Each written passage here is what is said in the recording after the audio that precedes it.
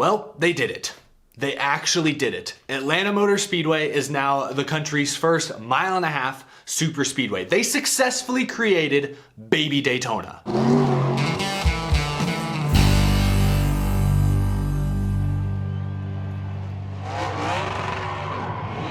How's it going, y'all? My name is Eric. Welcome to Out of the Groove Atlanta Race Review Edition. Oh yes, it's the start of a new era. It was a busy day of racing. I actually woke up this morning and watched the Formula One race. I watched the Texas IndyCar race. Congrats to Jimmy Johnson, his first IndyCar top 10. And then I sat back and watched roughly 4 hours of NASCAR Cup Series racing at New Atlanta. Today was an enlightening day. Watching 3 major world-class motorsports back to back to back, you really see the unique differences. What works better for some series, maybe doesn't work for others. Where do they struggle? Where do they fall short? How does each motorsport set itself apart? That brings me to Atlanta. We're gonna talk all about the NASCAR Cup Series race day. This was the final Folds of Honor Quick Trip 500. They're dropping that name after this season. This was gonna be a divisive race going in. They turned one of the drivers' favorite mile-and-a-half tracks into a Baby Daytona. SMI, Speedway Motorsports, again, a private company separate from NASCAR, although they work closely with them, of course. They set out to turn Atlanta into a super speedway. They added banking, they repaved it, much to the dismay of many drivers, despite the vocal outcry from many drivers last summer. They went through with this project and accomplished their goal. Today was a super speedway race. It looked exactly like Daytona and Talladega. In some ways, it looked even more competitive than Daytona or Talladega. By lap 130 today, they already had more lead changes in this race than they did in both Atlanta races last year combined. They wrecked more than 30 cars in today's event. This was a super speedway race. So I think it's important to note, going into this video, going into this race recap review, whatever you want to call it, it's important to classify this race as a super speedway race. NASCAR now has 6 super speedway races on the schedule. We'll discuss the winner, talk about top finishers in just a moment, but that's where I want to begin this episode. Whether or not you liked today's race really comes down to how you feel about super speedway racing in general. And this is the battle that's been going on inside my head all weekend long, because yeah, I like Daytona and Talladega. There's only 2 of those each a year. They feel special. They're obviously spectacular. Big crowds, big moments, big wrecks. Is that enough? Did we need a 3rd super speedway on the schedule? 2 more plate races? Atlanta Motor Speedway needed a repave. The track was literally breaking and causing red flags last year. But if they just repaved the track, kept the banking the same, we probably would have seen a terrible race today. It would have looked like every other mile-and-a-half repave. It would have been single groove, some tire failures, and that would have been it. Today's race was far more racy than your typical mile-and-a-half repave because they reconfigured it and added banking and turned it into a super speedway, made it a pack race. Super speedways are fun because they typically feature close side-by-side action-packed racing with some big crashes, but they don't consistently reward the best or most talented drivers.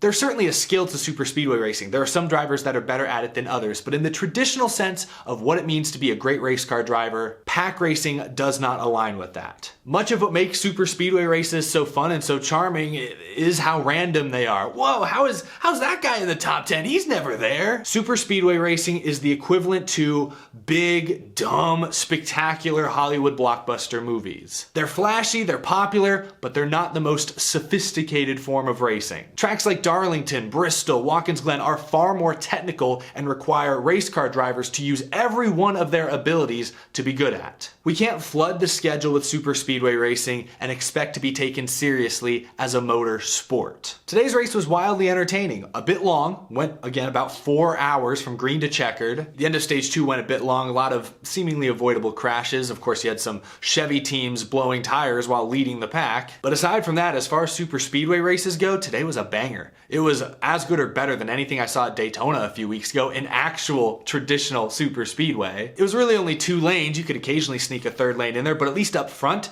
drivers could make a lot of moves. You saw a lot of slingshots, like Chastain and Byron were trading slingshots late at the end of stage 1. That's why I say your opinion of this race is going to come down to how you feel about super speedways. If you like Daytona and Talladega and you'd like to see more of that style of racing in the Cup Series, chances are you really enjoyed today's race and its flashy, dramatic, fiery finish. But if you're not a big super speedway fan, or you feel like, hey, we should just leave the super speedway racing to Daytona and Talladega, you're probably very unhappy with the product today. And I think many of the drivers who raced today would probably fall into this category. I know Kyle Busch, no surprise, he wasn't happy. He had nothing good to say after his wreck that took him out. You like this version of Atlanta better than the old one? Nope.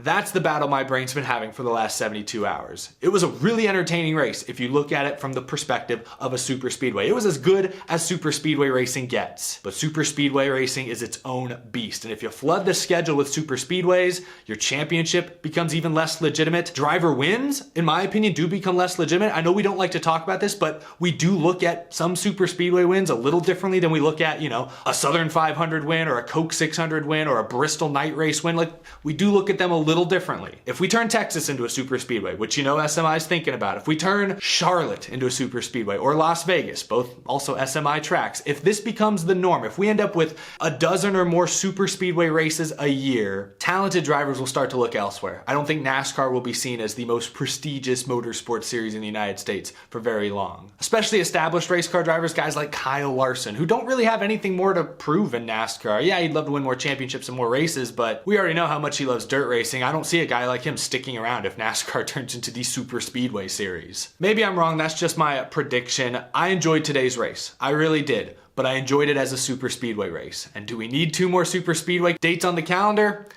Probably not. I think 4 was a solid number. 6, like we have now, is pushing it. And SMI is looking to add a couple more. So I just wanted to begin this episode with that long and probably incomprehensible ramble, but that's the battle that's been going on internally inside me for the last couple of days. Let's talk about what actually happened in this race. William Byron gets his first win of the year. Now 3 Hendrick drivers have wins this season, and the 4th, Chase Elliott, I believe is the points leader now. So pretty good start to the year for Hendrick Motorsports. We've talked all about this parity, and we saw plenty of parity late in this race as well, but when it's all said and done, you look at who's won races this year. Penske's got a couple of wins. Stewart-Haas got back in the win column last week. Now Hendrick with their 3rd win. It's the usual suspects, minus perhaps Joe Gibbs Racing, who at least Toyota was a factor today. I mean, yeah, some of them got caught up in wrecks, but they were fast. They were as good as anyone. This is Byron's 3rd career win. 2 of them have come at super speedways. Now, he is only 24 years old. This is just one of many more to come. He got a win early last year and then didn't win again all season. He was very consistent. This year, I'd like to see that consistency turn into maybe a few more wins over the summer. He's more than capable of it.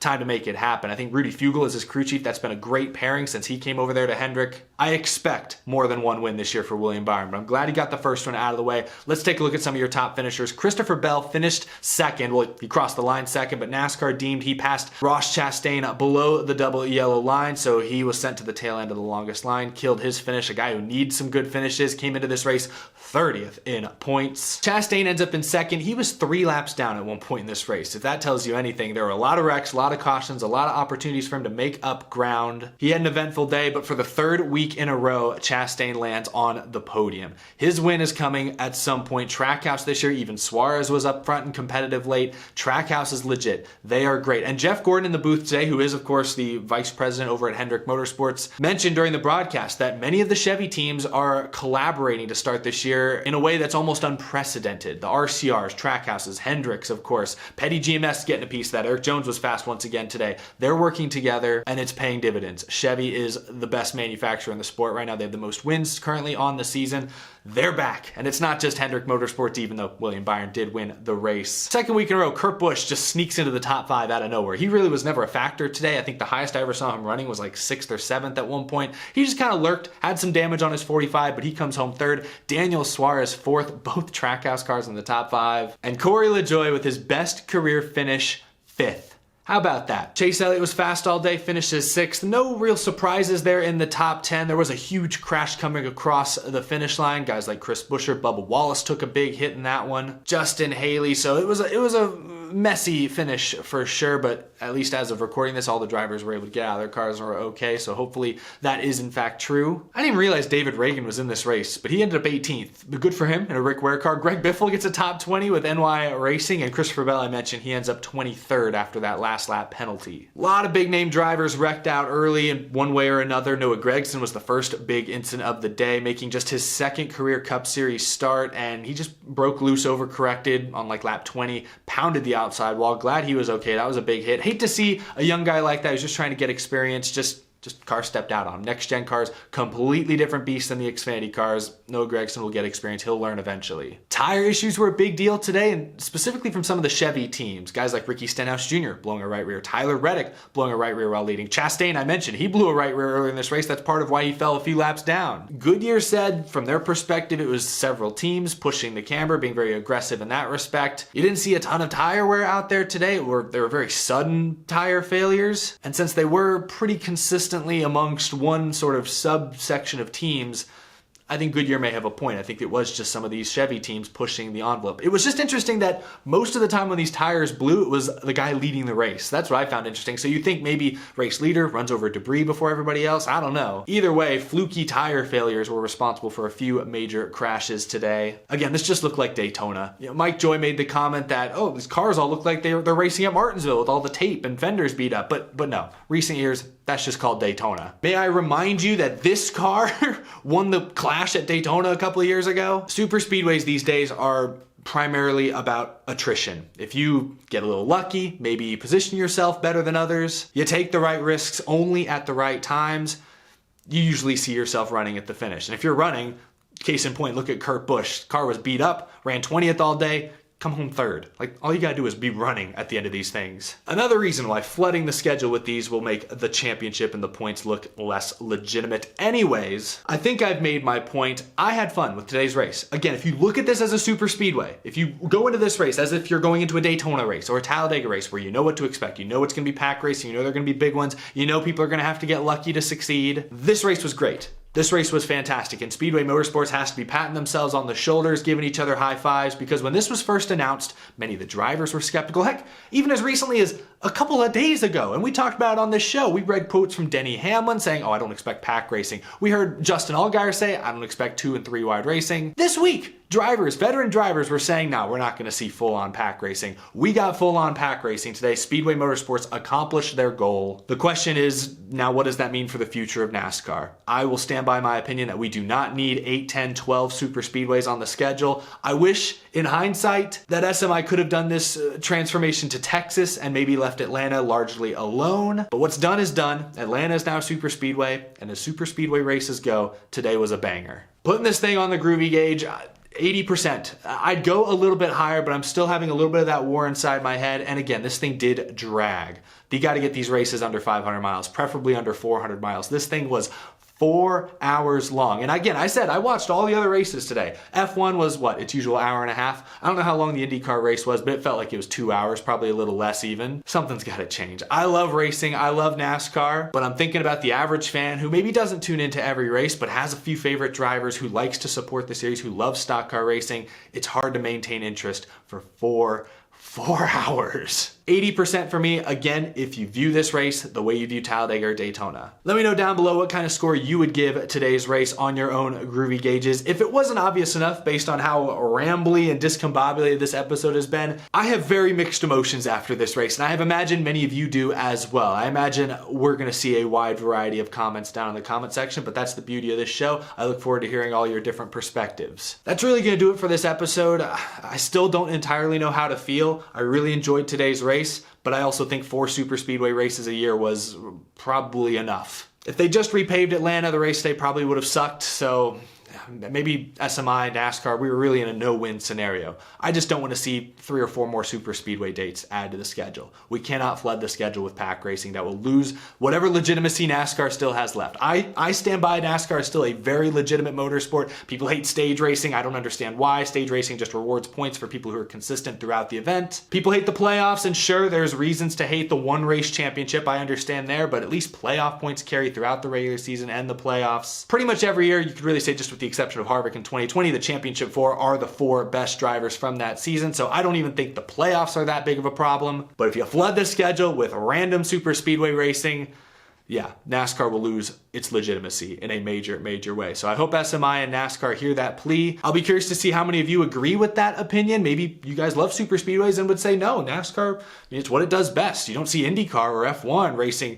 in a pack like this. Like, maybe this kind of spectacle is what NASCAR does best. Maybe NASCAR should lean into that going forward. I mean, Look at the grandstands out there at Atlanta today. That was the biggest crowd I've seen at Atlanta in probably a few years. That crowd today was probably more than both Atlanta races last year combined. Maybe SMI and NASCAR are thinking 2-3 steps ahead. I don't know. I disagree, but sometimes I guess you can't argue with results. People showed up. Butts were in seats today, and that's what NASCAR and SMI are trying to accomplish. So share your thoughts down below. That's going to do it for this episode. If you're new to the channel, be sure to hit that subscribe button. We talk NASCAR day in, day out here on Out of the Groove. We'll have plenty to talk about this week, I'm sure, before Circuit of the Americas. And as always, a big thank you to my amazing Patreon supporters. I truly appreciate your continued support. Can't wait to read you guys' comments. Again, leave your thoughts down below. I will see you all later this week. Like I said, we've got a lot to talk about before COTA. I'll be there in Austin this weekend, so if you're there at the track, if you see me, feel free to say hi. I'll see you on the next episode. Take it easy, y'all. Have a great rest of your weekend.